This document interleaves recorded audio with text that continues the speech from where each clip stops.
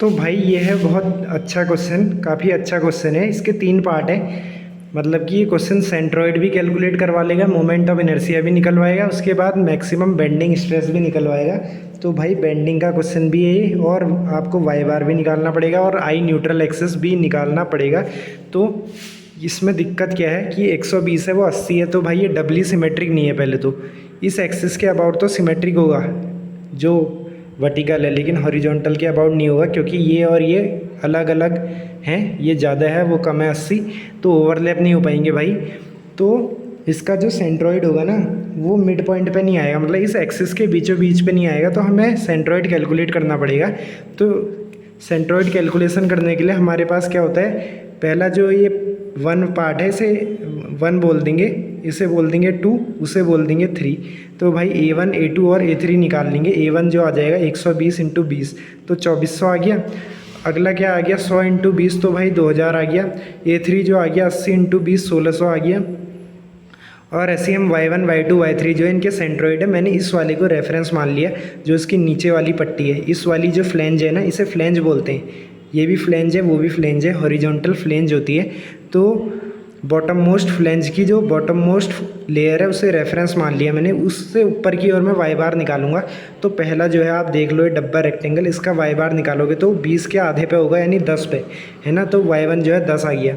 A2 आपको पता है, Y2 कैसे निकलेगा भाई, 20 प्लस इसका ये कितना है 100, तो इसका सेंट्रोइड जो होगा 50 पे होगा। खाली सेकंड वाले, पर्टिकुलरली सेकंड वाले की बात मैं कर रहा हूँ। तो 100 का आधा 50 प्लस 20 जो है 70 आ गया। अब ऐसे ही A3 वाला जो है कितना हो जाएगा, 20 प्लस 100 प्लस 20 का आधा 10, यानी कि 20 और 100 120, और वो आधा 10 कितना हो गया भाई 130। तो यहाँ रेफरेंस वाले से मेजर कर रहे हैं हम Y1 Y2 Y3।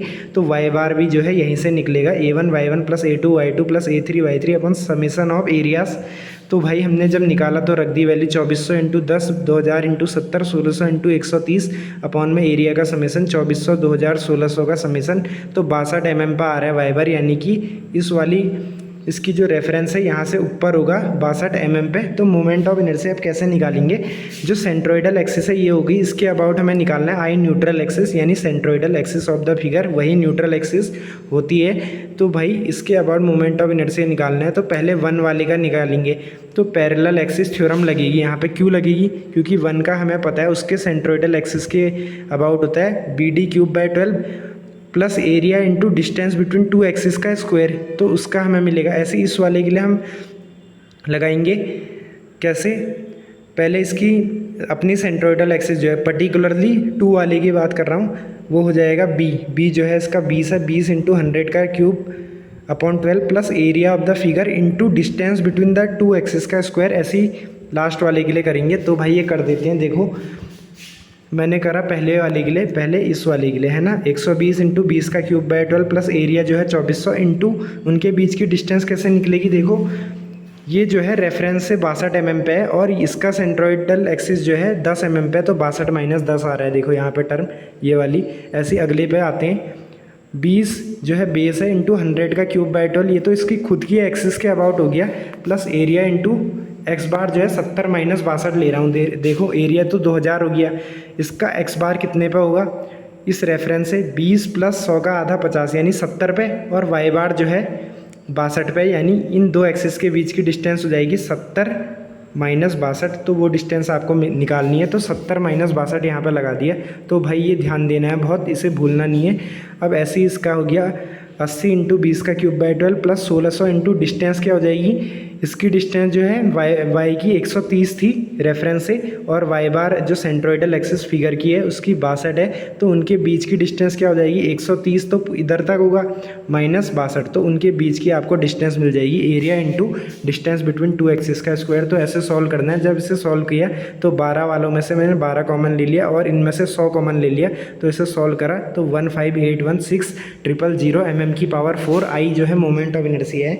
तो भाई ये क्वेश्चन हो गया समाप्त, एक पार्ट इसका हो गया समाप्त, जो हमें था मोमेंट ऑफ इनर्शिया कैलकुलेशन। अब सिग्मा मैक्स बेंडिंग पूछ रहा है, और उसने दे रखा है bending moment 12 kilo newton metre में। तो भाई बहुत तगड़ा खेल है यूनिट का, भूलना नहीं है। न्यूटन mm में लेना है, तो 12 × 10⁻³ × 10⁻³ 2 बार, क्योंकि किलो न्यूटन को न्यूटन में करोगे 10⁻³ मीटर को mm में करोगे 10⁻³ तो 12 × 10�6 न्यूटन mm ये आ गया m। और एक चीज़ और ध्यान रखनी है, बेंडिंग मोमेंट सैगिंग नेचर का है। सैगिंग मतलब ऐसे करके, तो अपर साइड में कंप्रेशन आती है सैगिंग में, लोअर साइड में टेंशन। तो भाई जब आप ले रहे हो तो जो बॉटम मोस्ट फाइबर है टेंसाइल स्ट्रेस यहाँ पे बेंडिंग स्ट्रेस टेंसाइल नेचर की होगी, और जो अपर मोस्ट फाइबर है वहाँ पे कंप्रेसिव स्ट्रेस होगी। मैक्सिमम कंप्रेसिव और मैक्सिमम टेंसाइल आप कैलकुलेट करो, और सिग्मा मैक्स बेंडिंग पूछ रहा है तो दोनों में से जो मैक्सिमम होगा वो आंसर हो जाएगा। और इस केस में क्या है, ऊपर साइड में कंप्रेशन आ रहा है, नीचे साइड में टेंशन। तो यहाँ से सेंट्रॉइड से डिस्टेंस 62 है टेंसाइल वाली फाइबर की। बॉटम मोस्ट टेंसाइल फाइबर जो है मैक्सिमम नॉर्मल स्ट्रेस एक्सपीरियंस करेगा, क्योंकि हमें पता है बेंडिंग में जो एक्सट्रीम फाइबर होते हैं उन पर मैक्सिमम स्ट्रेस आती है।